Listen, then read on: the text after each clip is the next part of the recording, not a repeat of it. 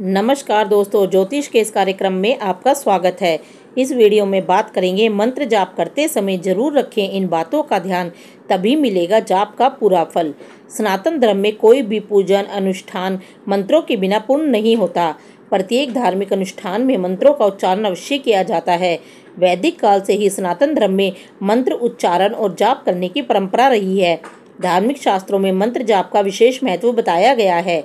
धार्मिक महत्व के साथ ही मंत्र जाप के कई वैज्ञानिक लाभ भी बताए गए हैं।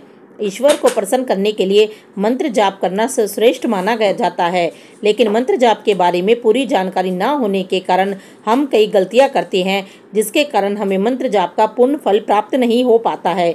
यदि मंत्र जाप का पूर्ण फल प्राप्त करना है तो इसके नियमों को ध्यान में रखना बहुत आवश्यक होता है। तो आइए जानते हैं इसके बारे में। 3 प्रकार से होता है मंत्र जाप। वाचिक जप, जब सस्वर मंत्र का उच्चारण किया जाता है तो वह वाचिक जाप की श्रेणी में आता है। उपांशु जप, जब जुबान और ओष्ठ से इस प्रकार मंत्र उच्चारण किया जाए कि जिसमें केवल ओष्ठ कंपित होते हुए प्रतीत हो और मंत्र का उच्चारण केवल स्वयं को ही सुनाई दे, तो ऐसा जाप उपांशु जप की श्रेणी में आता है। मानसिक जप, जैसा कि नाम से ही पता चल रहा है कि यह जाप केवल अंतर्मन से किया जाता है। इस तरह जाप करने के लिए सुखासन या पद्मासन से ध्यान मुद्रा लगाई जाती है। मंत्र जाप करते समय इन नियमों का ध्यान रखें। मंत्र जाप से पहले शुद्धि आवश्यक है, इसलिए दैनिक क्रिया से निर्वृत्त होने और स्नान आदि करने के पश्चात ही जाप करना चाहिए। जाप के स्थान को भी भली भांति साफ कर लेना चाहिए और एक स्वच्छ आसन पर बैठकर ही जाप करना चाहिए। जाप के बाद आसन को इधर उधर नहीं छोड़ना चाहिए और ना ही पैर से हटाना चाहिए। आसन को एक जगह संभाल कर रख देना चाहिए। मंत्र जाप के लिए कुश का आसन उत्तम माना जाता है, क्योंकि कुश ऊष्मा का सुचालक है, जिससे मंत्र जाप करते समय ऊर्जा हमारे शरीर में समाहित होती है।